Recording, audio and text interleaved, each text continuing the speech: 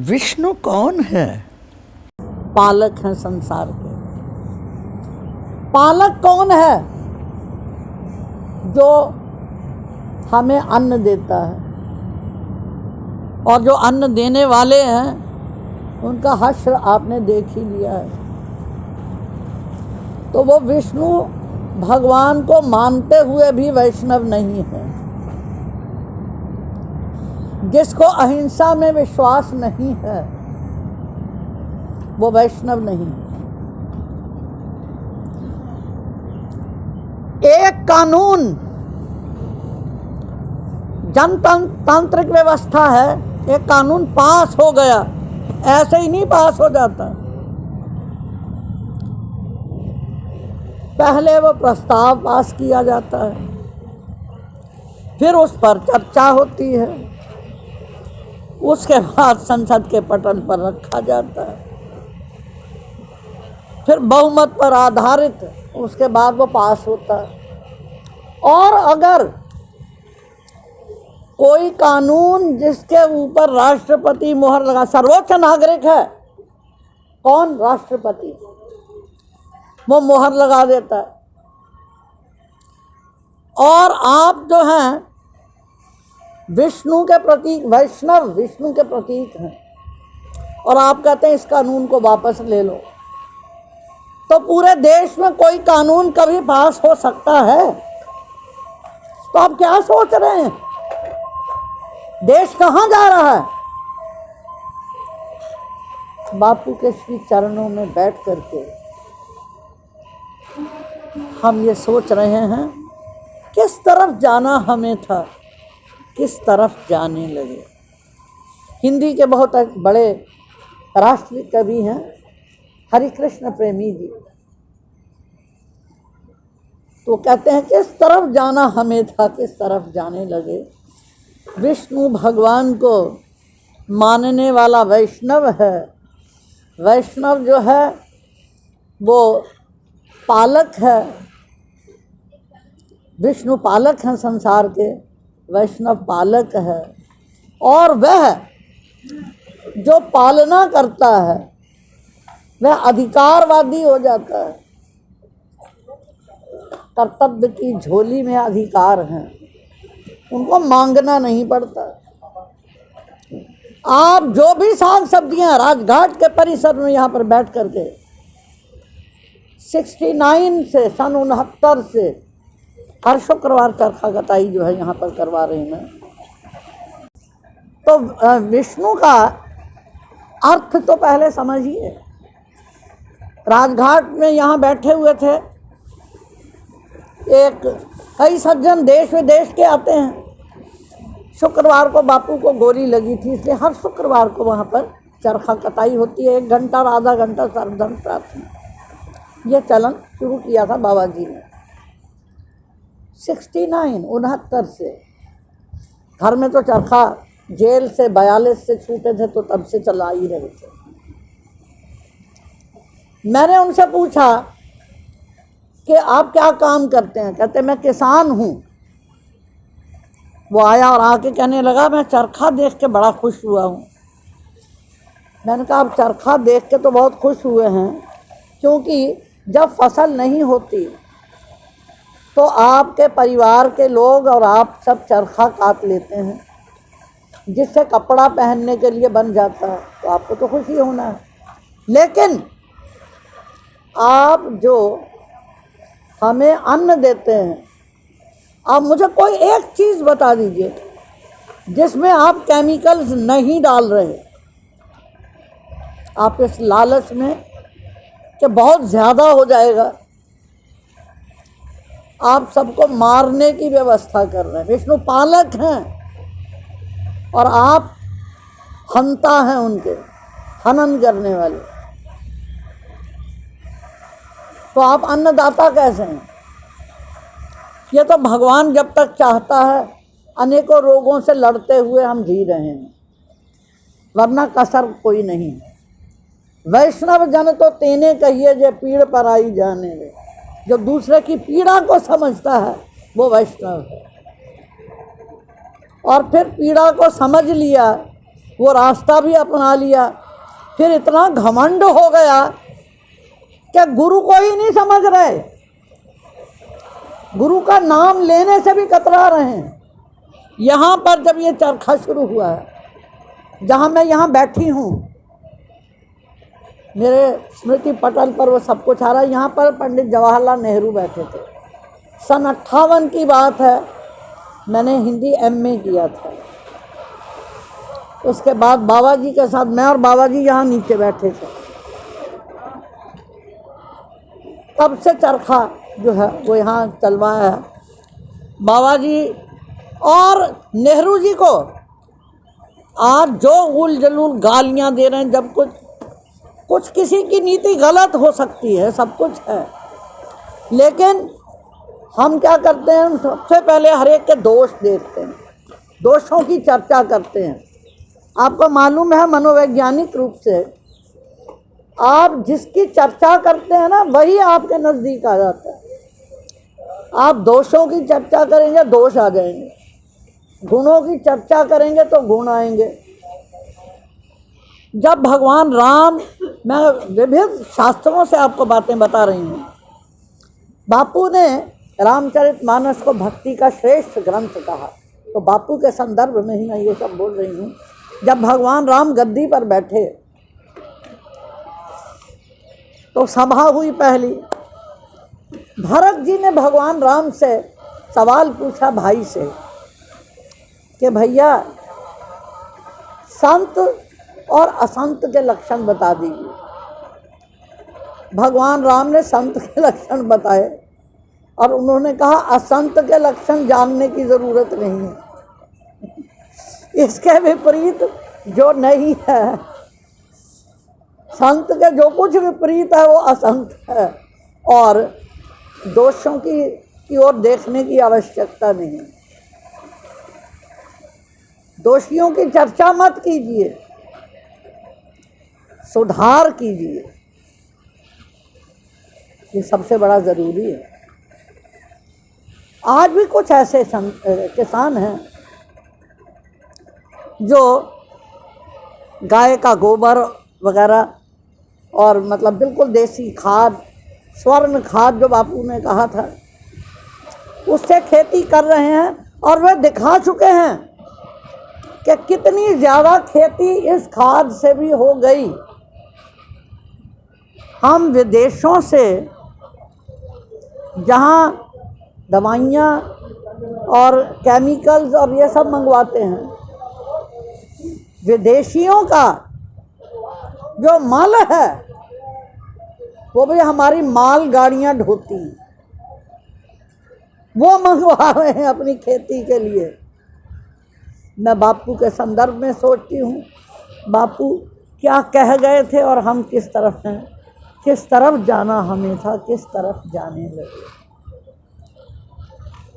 तो पर दुखे उपकार करे तो ये मन अभिमान न आने दे। दूसरे के दुख की चर्चा तो की, लेकिन घमंड में चूर हैं, एक दूसरे से बात ही नहीं करते। विद्यार्थी शिक्षक को अपनी समस्या कहते हुए डरता हुआ, वो सुनेंगे ही नहीं, उनके पास समय नहीं है आपके लिए। बच्चा जो है वो अपने पिताजी से डरता है, पिता को कहा तो वो कहेंगे समय नहीं है मेरे पास, और अब मोबाइल आ गया, अब तो समय वैसे ही नहीं किसी के पास। तुझे क्या मालूम कितना महत्वपूर्ण है मेरा समय, समय बर्बाद नहीं करना। और जब वो गड़बड़ काम कर देता है तो बैठ के रो लेते हैं, सुनता नहीं कोई। घमंड में चूर हैं, जिसमें घमंड है वो वैष्णव नहीं है, ये लक्षण दे रहे हैं नरसिंह मेहता। पहले तो वो पालक हो, नंबर 2 पर पीड़ा हरता हो, और पर पीड़ा हरण का भी अभिमान न हो। सकल लोक मां सहुने वंदे, निंदा न करे तेनी। इस संसार में जितने भी लोग हैं गुण और दोषों से भरे हुए हैं, और जो दोषों से भरे हुए हैं उनको सहन करने की शक्ति होनी चाहिए। वैष्णव क्या है? गले में भगवान शंकर जो हैं उन्होंने किसकी माला डाल रखी है? सांपों की माला। तो सांप का धर्म क्या है? काटना, दंशन है। जो बात बात पे काटते हैं, कोई बात करो व्यंग्य करेंगे, ऐसे व्यंग्य से बात करेंगे कि जो कुछ कहना था आदमी वो कहने का साहस ही नहीं कर पाता। तो वो घमंड जो है वो तो कहीं रहने ही नहीं देता।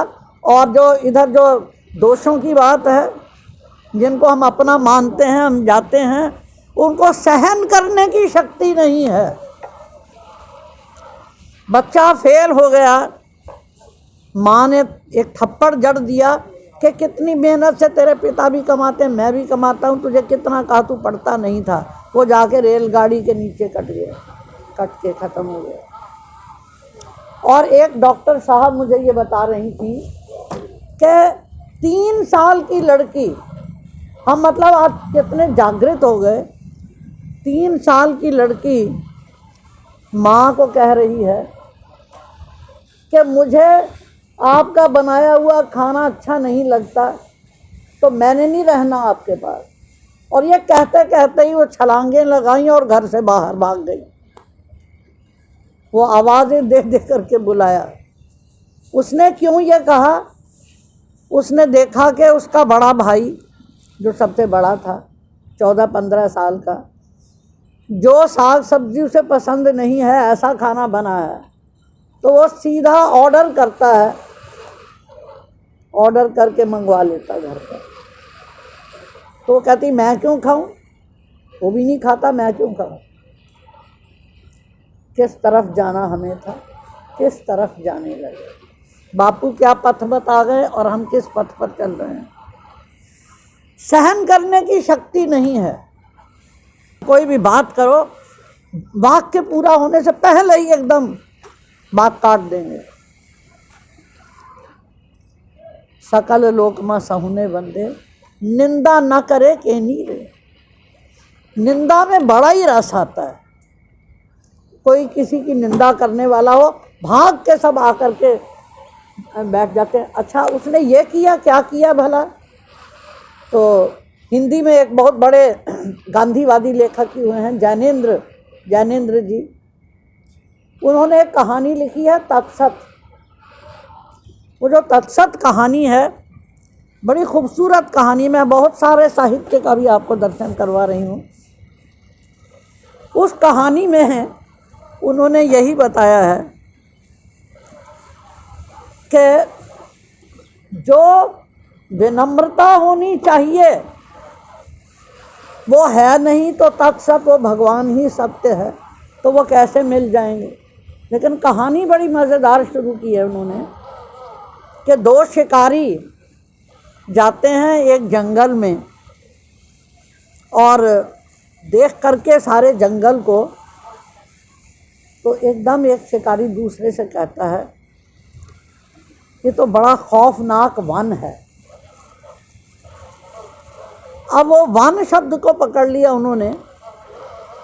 वो तो चले जाते हैं, वो कहते हैं सारे जीव मिलते हैं आपस में और कहते हैं कि ये जो आदमी नाम का प्राणी है ये सबसे ख़तरनाक है। ये वन क्या चीज़ है, हमने तो इस जानवर को कभी देखा ही नहीं। तो यहाँ इतने सब हैं, उनको नहीं पता वन का अर्थ क्या है, बेचारों को तो पता नहीं था। जैसे उसका हश्र हो गया, कुल एक ओतेर तारे अरेगा, तो वन नहीं था पता। तो कहते हैं कि एक दूसरे से पूछते हैं क्या पता किसी को मालूम हो। तो जाते हैं, घास री घास, तेरे ऊपर तो सब चलते हैं, तो तुझे मालूम है वन क्या होता है? वो कहती है मैं तो इधर से उधर बिछी रहती हूँ, कोई मेरे ऊपर कूदे, कोई धीरे धीरे चले, मैं किसी को कुछ नहीं कहती, लेकिन मैंने वन शब्द कभी सुना ही नहीं। उस बेचारी को पता नहीं था। फिर शेर के पास जाते हैं। शेर को कहते हैं तू तो जंगल का राजा है। वो जोर से दहाड़ता है। तो कहते हैं कि वन वन कौन सा जानवर है मालूम है? वो जोर से दहाड़ के कहता है मुझसे बड़ा कौन सा हो सकता है जानवर, कौन हो सकता है? मैं जंगल का राजा, ये वन कुछ नहीं है, डरो मत मेरे होते हुए, पर वन का मुझे पता नहीं। तो उसके बाद फिर वो उसके पास जाते हैं। बांस बांस जो है अंदर से पोला होता है। आपने बांस के पेड़ देखे हैं? बहुत कम ने देखे होंगे। तो जब हवा आती है ना, मरमर की आवाज़, तो उसमें साए साए आवाज़ उसमें पैदा होती है, क्योंकि वो अंदर से खोखला होता है। तो वो पूछते हैं कि बांस तूने वन देखा है कभी? तो ज़ोर से आपस में टकरा करके बांस आवाज़ पैदा करता है और कहता है वन वन मैंने कभी नहीं देखा, वन कुछ नहीं है। तो ये आदमी लोग जो है ना, ये बहुत ही ज़्यादा पाखंडी हैं, विश्वासघाती हैं, धोखेबाज हैं, इसलिए इनके शब्दों पर मत जाओ। वन कुछ नहीं है। कहते नहीं, हमें पता लगा रहा है वन क्या है। तो फिर वो सभा में, आपको मालूम ही है, जो बहुत बोले बहुत चालाक हो उसको सभापति बना देते हैं। तो कहने लगे सभापति कौन है? तो सभापति का वो हाल हो गया, सभापति चयन का। बड़ा मज़ेदार लिखा कि बिच्छुओं की एक पांच चली जा रही थी। तो एक ने पूछा कि इनका नायक कौन है? कहने लगे हाथ लगा के देख लो। तो जिस बिच्छू को हाथ लगाओगे वही का, बिच्छू तो बिल्कुल सब एक से ही हैं, सब वही काट खाएगा। तो सब एक जैसे ही थे। आज वैसा ही समाज है। तो सकल लोकमा सहुने बंदे, निंदा ना करे तेनी रे। तो निंदा किसी की ना करे, वो वैष्णव है। लेकिन आज तो निंदा हो रही हो तो वहाँ बहुत इकट्ठे हो जाएंगे। कहीं आप गुण की चर्चा करो तो आपस में बात करने लगेंगे, या उठ के इधर उधर टहलने लग जाएंगे कि अपने आप ही वो ऊब जाएगा और चुप हो जाएगा। तो ये गुण की चर्चा मत करो, ये सब कुछ नहीं है आज। यहाँ तक के खादी भंडार के लोग और जो चर्चित गांधीवादी हैं, उन्होंने यहाँ तक कह दिया कि आज चरखा जो है ना अप्रासंगिक है, इसकी आवश्यकता ही नहीं। अब कौन काटेगा? तो मैंने कहा आप खादी भंडारों में बैठे हुए हैं, कोई काट रहा है तो वो खादी आया हुआ है ना, तो कोई तो काट रहा है। इसका मतलब आप नहीं काट रहे, ना आपके परिवार काट रहे। तो निंदा करना है, वो चाहे सरकार हो, वो चाहे सामान्य व्यक्ति हो, चाहे हमारा संबंधी हो, चाहे हमसे बड़ा हो चाहे छोटा हो। वाच काच मन निश्चल राखे, धन धन जननी तेनी। मनसा वाचा कर्मणा, जो निश्चल है, जो अंदर है वही बाहर कहता है। उसकी माँ धन्य है, पुतली बाई माँ धन्य है। गांधी जी की सबसे बड़ी विशेषता है मनसा वाचा कर्मणा। एक, जहाँ से जुलूस निकालना होता था वो भी पहले ही दिन अंग्रेज की पुलिस को सब कुछ बता देते थे, कलेक्टर को, जितने भी जो संबंधित अधिकारी हैं उनको, कि ये जुलूस हम निकाल रहे हैं इस जगह से और इस रास्ते से गुजरेगा। दुनिया में आज तक ऐसा हुआ है? जिस सरकार के खिलाफ जुलूस निकाल रहे हैं वो भी बता रहे हैं कि हम इन रास्तों से जाएंगे। तो धन धन जननी तेनी रे, वो माँ धन्य है जिसने ऐसे बालक को जन्म दिया जो मन वाणी और कर्म से जो है एक है। तुलसीदास जी का दोहा याद आ गया, सूधे मन सूधे वचन सूधिए सब करतूती। तुलसी सूधी सकल विधि रघुबर प्रेम प्रसूति। भगवान राम का प्रेम जो है वो उन्हीं को प्राप्त होता है जो मनसा वाचा कर्मणा सीधे हैं, सरल हैं। आज कोई सीधा हो तो उसका मजाक उड़ाते हैं, लेकिन भगवान राम के जितने निकटस्थ हैं वो सब सीधे ही हैं। चाहे वो केवट राज हों, चाहे वो विभीषण हों, किन्हीं को भी देख लें आप। सम दृष्टि ने तृष्णा त्यागी, पर स्त्री जेने मातरे। सम दृष्टि, सबके प्रति समान दृष्टि होना बड़ा ही कठिन है। जो अपना है, ये मेरा है, अपना है, उसको अगर जरा सा कांटा भी चुभ जाए तो हम तड़प उठते हैं।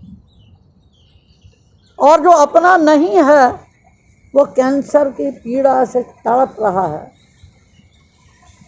तो जब ये चर्चा की जाती, कहते हैं कि इस बीमारी में तो ऐसी ही तकलीफ होती है, वह सामान्य बात है।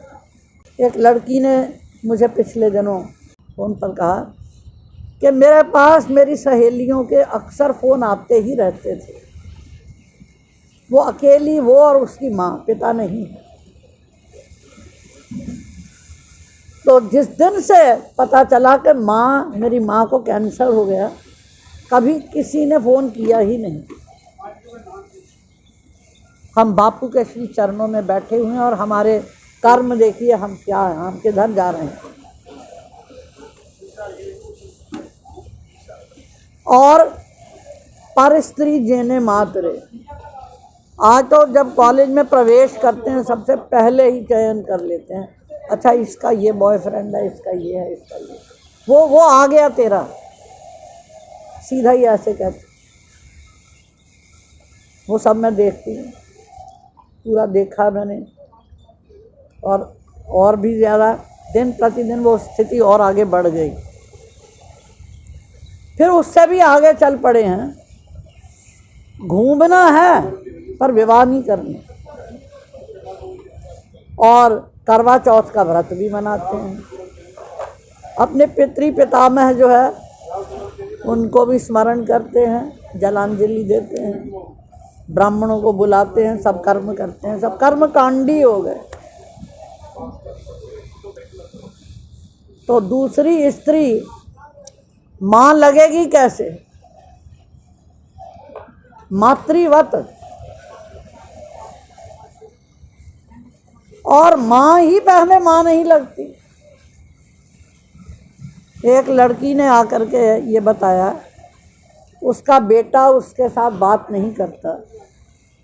तो मैंने कहा तू मेरे साथ बात नहीं करता। देखिए लड़की क्या, मैं जो बात बता रही हूँ, हिंदी के बहुत बड़े कवि, अब वो रहे नहीं, दिवंगत हो गए, इसलिए मैं नाम ले रही हूँ, कैलाश वाजपेयी।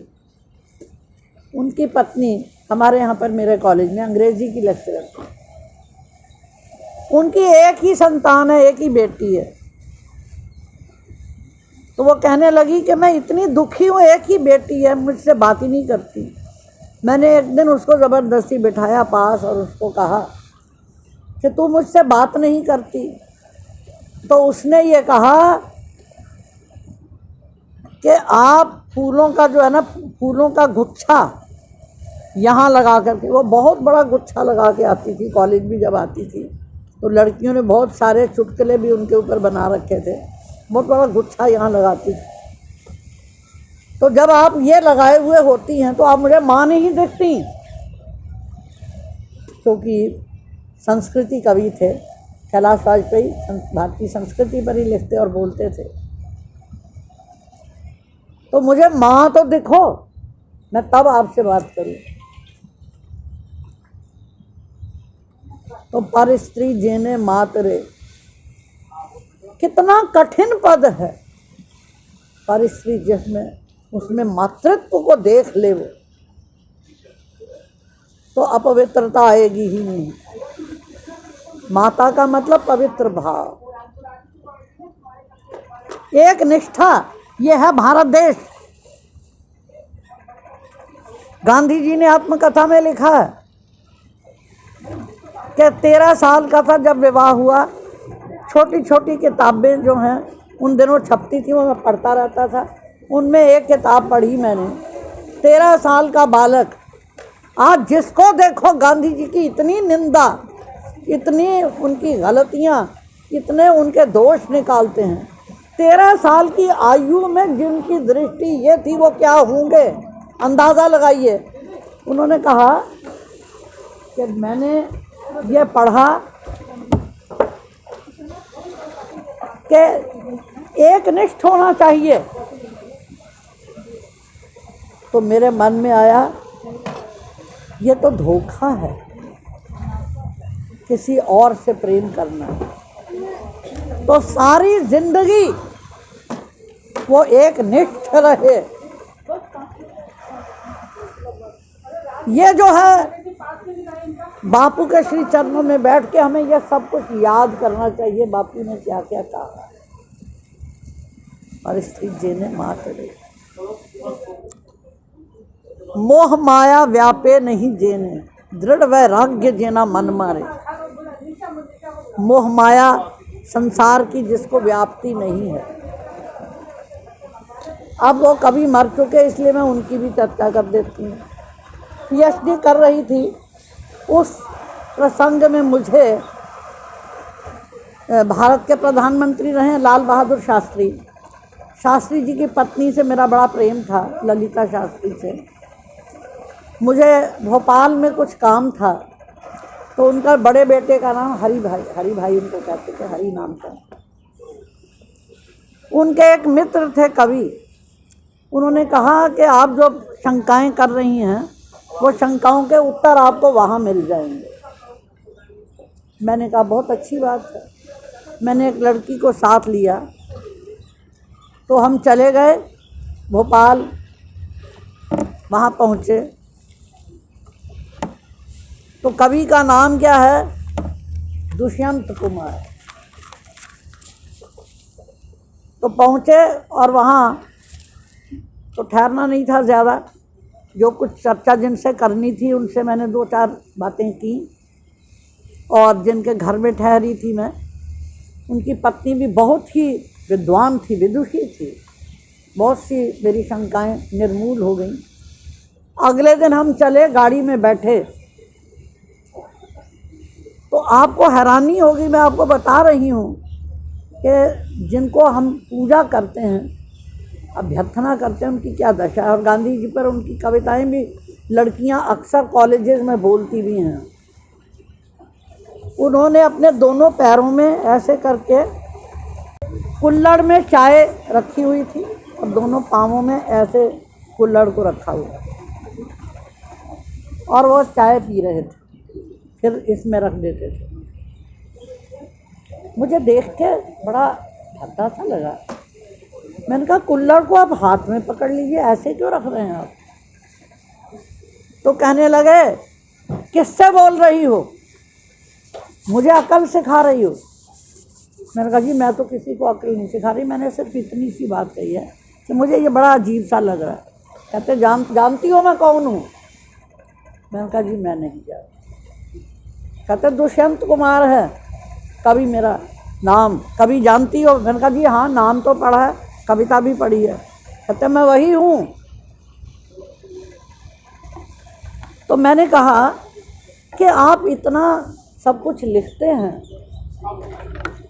लेकिन जीवन में जो है वो तो बहुत ही गड़बड़ चीज़ है। कहने लगे कैसे। मैंने कहा मैं तो आपको जानती नहीं थी, आपको देखा नहीं था, लेकिन आपकी पत्नी से एक सम्मेलन में मेरा परिचय हुआ और उन्होंने मुझसे सब बात कही कि मेरी 4 बेटियां हैं और पति का ये हाल है कि उन्होंने कभी मुझसे बात ही नहीं। तो उन्होंने जो वाक्य कहा वो मेरे अंदर गड़ गया। वो मुझे बोलने लगे, कहने लगे देखिए बात ये है, अगर मुझे किसी महिला की आंखें सुंदर लगती हैं तो मुझे उसकी आंखों की तारीफ करने का मानवाधिकार है। मानवाधिकार। और अगर मुझे उसकी मुखाकृति अपनी पत्नी से ज़्यादा अच्छी लगती है तो उसके साथ कोई भी संबंध जोड़ने में, जिन्होंने गांधी जी पर कविताएं लिखी हैं, मैं उनकी बता रही हूँ आपको, अगर मुझे वो अच्छी लगती है मुखाकृति, तो मैं तारीफ कर सकता हूँ, सहवास कर सकता हूँ। मैंने कहा यदि आप सहवास करेंगे, you will be in bars, मैंने कहा आप जो है ना अंदर होंगे, सीखचों में हो जाएंगे। आपको ये मालूम है, लड़की को पसंद नहीं है तो आप सीखचों में हो जाएंगे और आपकी इज्जत कहाँ रह जाएगी। आप क्या बात कर रहे हैं? गांधी जी पर लिखने की आपने हिम्मत कैसे की?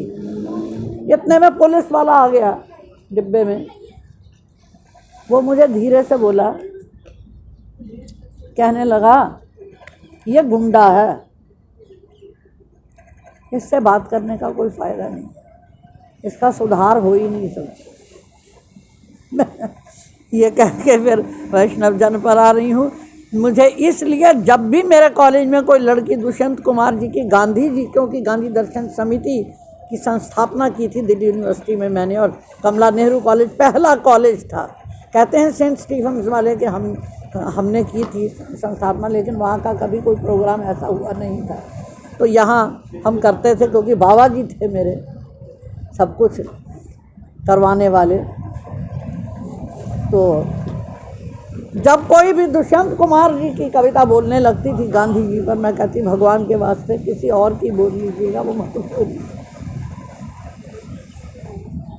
शब्द और आचरण, इन दोनों में बड़ा ही अंतर है।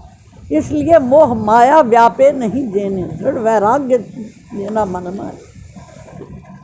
तो जिनको शब्दों का मोह होता है, और जैसे माया बड़ी प्यारी लगती है, ऐसे ही बड़ी जल्दी से शब्दों को जो है हम ग्रहण करते हैं, और करना भी चाहिए, अच्छे शब्द ग्रहण करने चाहिए। लेकिन अगर शब्दों पर ही रह जाए तो फिर हम वाग जाल तो हो जाएगा बहुत, लेकिन अमल नहीं होगा। इसलिए हम वैष्णव नहीं होंगे। मोह माया व्यापे नहीं देने, और दृढ़ वैराग्य जेना मन, उन शब्दों को लेकर के दृढ़ वैराग्य हो जाए उस चीज से। राम नाम शु ताली लागी, भगवान राम के साथ उन्हीं की ताल जुड़ी है, ताली लागी। वैष्णव जन वो है, राम को प्रिय वो है। इसीलिए कपट से रहित हो करके सर्व शुद्ध हृदय से नरसिंह मेहता ये कहते हैं, वन लोभी ने कपट रहित छे, काम क्रोध निवार्या रे। काम और क्रोध का निवारण कर दिया जिसने, भने नरसइयों तेनु दर्शन करता। आपके दर्शन करने से कुल एक होते रतारे। अरे एक जिस कुल में तुमने जन्म लिया, और जितने कुल उस महामानव की चर्चा सुनते हैं, चर्चा करते हैं, अमल करते हैं, वो सब तर जाते हैं। इसलिए जहाँ गोस्वामी जी रामचरितमानस में संसार के तारनहार की बात करते हैं, इस समय आप सब धन्य भागी हैं जो गांधी जी राष्ट्रपिता हमारे, और मैं ऐसा समझती हूँ कि यदि वे भगवद अवतार नहीं थे तो भगवान का अवतार कौन है? सबसे पहले त्रेता में राम आए। राम ने इस देश की संस्कृति अहिंसा परमो धर्म को आचरण में वे लाए। रावण को बहुत संधि प्रस्ताव भेजे, कोशिश की, आप सबको कथा मालूम है, इसलिए मैं लंबा नहीं कर रही। तो बहुत कोशिश की, रावण नहीं माना, उन्हें धनुर्बाण उठाना पड़ा और उसका वध करना पड़ा। और जब से पैदा हुए हैं आप सब भी दशहरा मनाते आ ही रहे हैं, रावण को जलाते ही आ रहे हैं। हालांकि हमारे हृदय का रावण बढ़ता ही चला जा रहा है। कृष्ण आए द्वापर में, अहिंसा के मार्ग पर यह देश निरंतर बढ़ता ही चला गया आगे। ध्यान से सुनना इसको। मैं सोच रही थी, मैं अहिंसा की बात कर रही हूँ, गांधी जी की बात कर रही हूँ। मेरे पास बच्चा बैठा है, वो टांगे ऐसे करके बैठा हुआ था। मैं सोच रही थी कि इसको अभी कहूँ कि तुम्हें कष्ट तो हो रहा है, लेकिन अगर आप ऐसे बैठ जाएं तो मुझे ज़्यादा अच्छा लगेगा। तो मैंने सोचा ही था और उन्होंने वैसे ही वो बैठ गए। मैंने कहा नहीं, ये मैं बापू का प्रभाव ही मानती।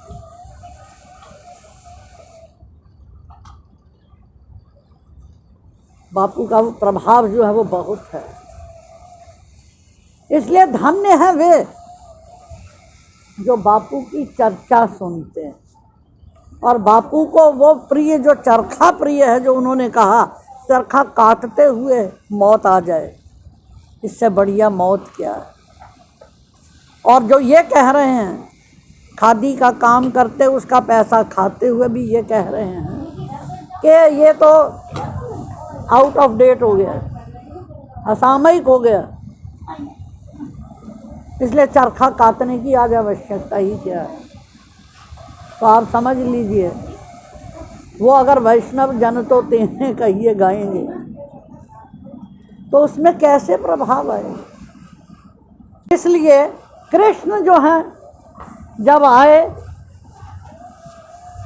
उन्होंने क्या किया, उनके पार्षदों ने तो शस्त्र उठाया। उन्होंने कहा मैं शस्त्र नहीं उठाऊंगा, अहिंसा में हम आगे बढ़ गए। दुनिया का कोई देश, मैं दावे के साथ कहती हूँ, अहिंसा के मार्ग पर उतना आगे नहीं बढ़ा जितना ये देश आगे बढ़ा है। इसलिए साकेत में मैथिली शरण गुप्त ने, राष्ट्र कवि ने कहा, धन्य भगवत भूमि भारतवर्ष है। भगवान को जन्म देने वाली भूमि भारतवर्ष है, वो धन्य है। इसी देश में हमें जन्म दो, लो प्रणाम है नीरज नाथ। इसी देश में फिर जन्म लूँ मैं। और आज चाहते हैं हम विदेश में ही पैदा होते तो अच्छा था, विदेश जाना चाहते। कृष्ण भगवान ने कितने ही दुष्टों को, अनगिनत हैं, उनको सुधारने की कोशिश की, नहीं सुधरे, उनको मारा। लेकिन जो महाभारत का युद्ध हुआ, सबसे बड़ा युद्ध, उसमें शस्त्र नहीं उठाया। कृष्ण भगवान इस देश को अहिंसा के मार्ग पर त्रेता से आगे ले गए। द्वापर में, कलयुग में गांधी जी आ गए। उस अंग्रेज सल्तनत के साथ उन्होंने टक्कर ली,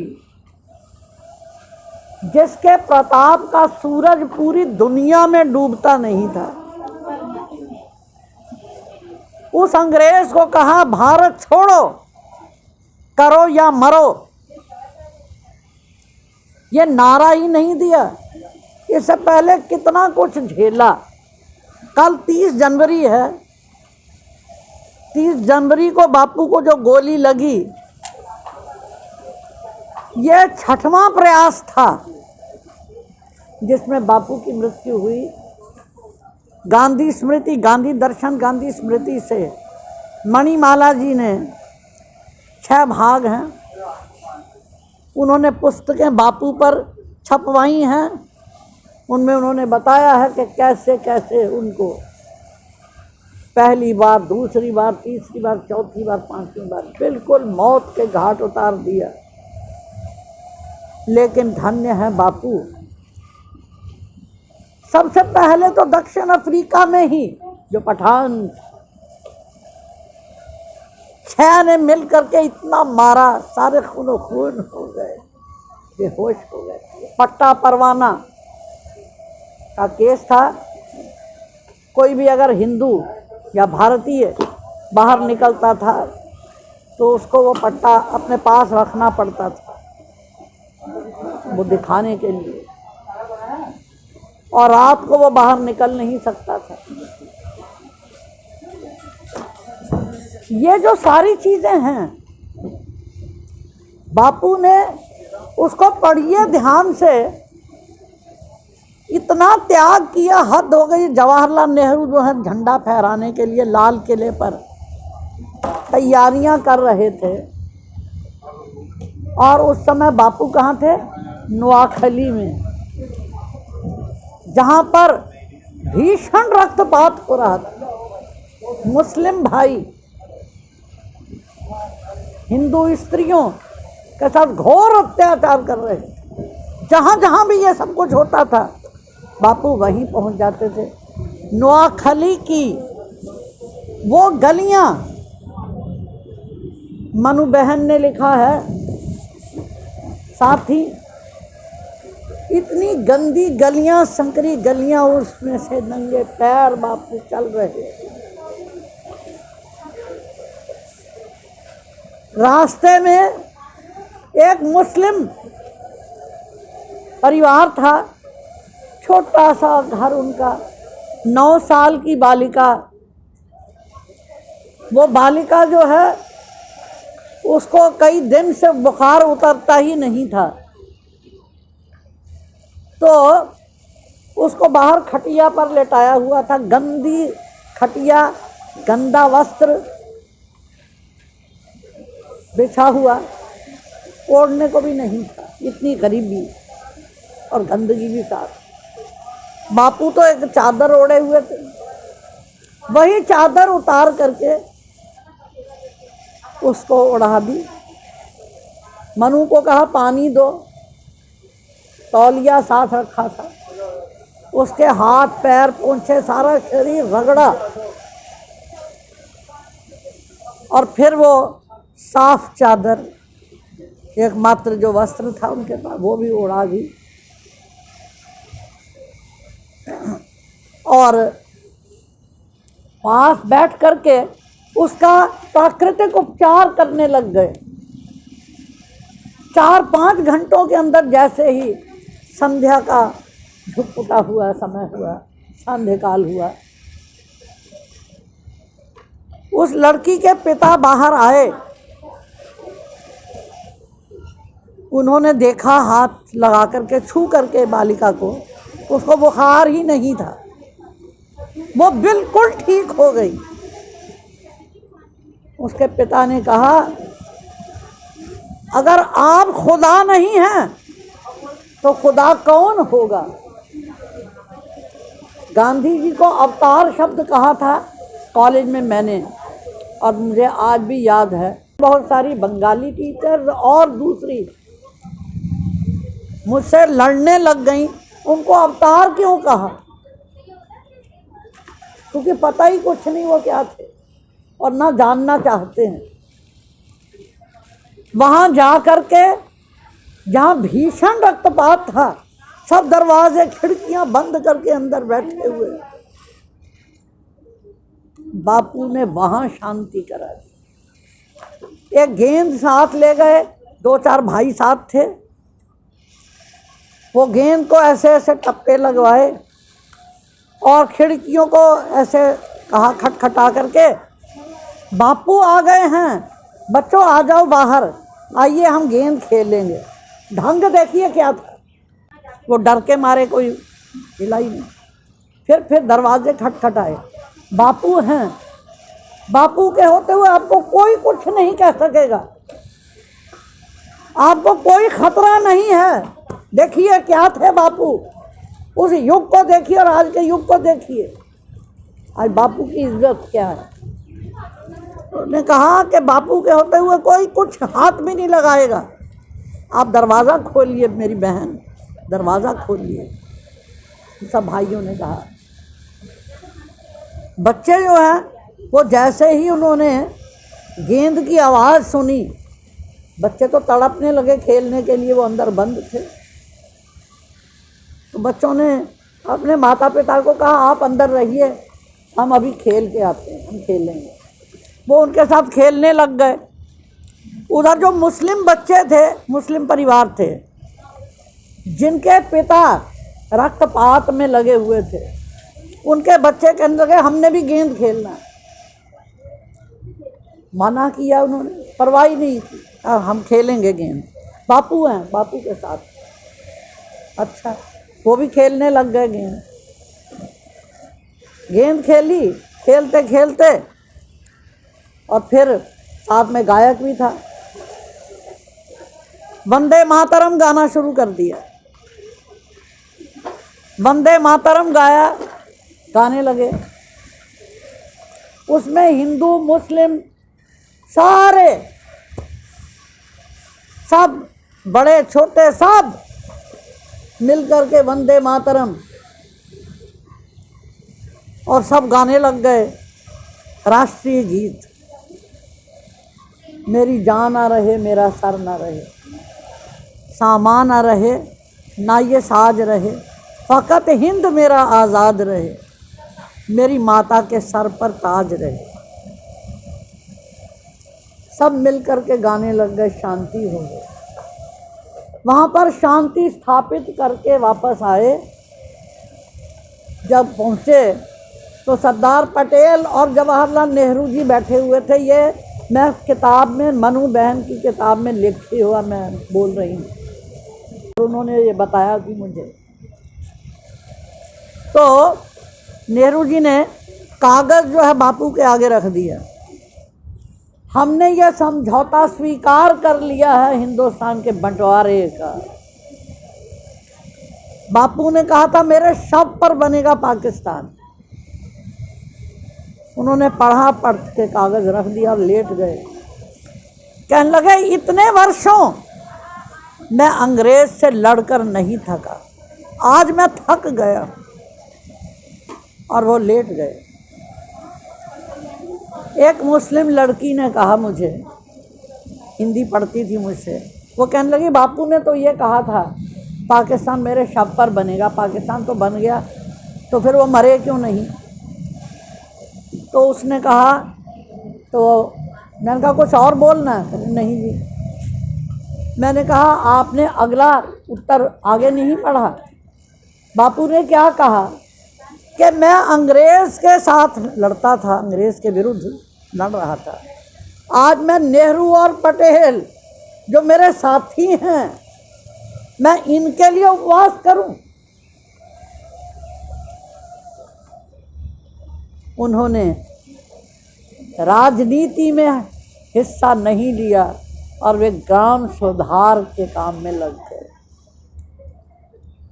मरने से पहले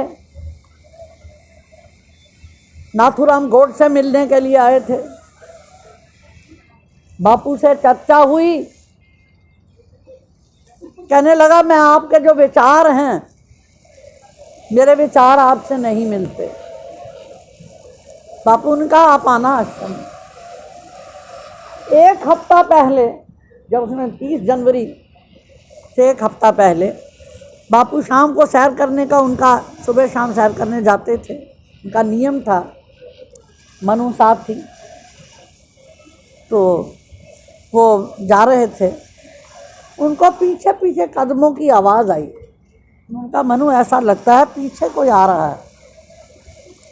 उसने घूम के देखा तो गोडसे थे। उनका बापू नाथूराम गोडसे हैं। कहने लगे बुला लीजिए, बुलाइए। कहने लगे हाँ भाई मेरे, क्या कहना है, आइए। कह रहा मेरे विचार आपसे नहीं मिलते। तो कहने लगे आके मेरे पास आश्रम में रहिए, हम चर्चा करेंगे। हो सकता तुम ठीक और मैं गलत हूँ, तो मैं तुम्हारे विचारों से लाभ प्राप्त करूँगा। आइए और आप मेरे पास आकर के रहिए। उसने कोई जवाब नहीं दिया, चला गया। मन में ठान ली थी कि मैंने गोली मारनी है। मतलब इतना अधम, इतना नीच कि गांधी जी ने ये कहा और उसके बाद उसने गोली मार दी। और लानत है उनको जिन्होंने अहमदाबाद में वहाँ पर ये पिक्चर बनी और नाथूराम गोडसे का जय जयकार किया। लानत है उनको जो ये मंदिर बना रहे हैं नाथूराम गोडसे के। जब वो साध्वी प्रज्ञा नाम है, जब उसने कहा था कि वो नाथूराम गोडसे जो है वो देश सेवक थे, जब ये कहा था तो दिल्ली की जो मुख्यमंत्री थी शीला दीक्षित जी, उन्होंने बहुत शानदार बात कही थी। उन्होंने कहा कि जो बापू के लिए ये शब्द कहे हैं जिसने, उसको संसद क्या इस देश में रहने का अधिकार ही नहीं है। पार्टी को एकदम उसको हटा देना चाहिए, निकाल देना चाहिए। उसको इस देश में भी रहने का अधिकार नहीं है। जो हमारे बापू हैं,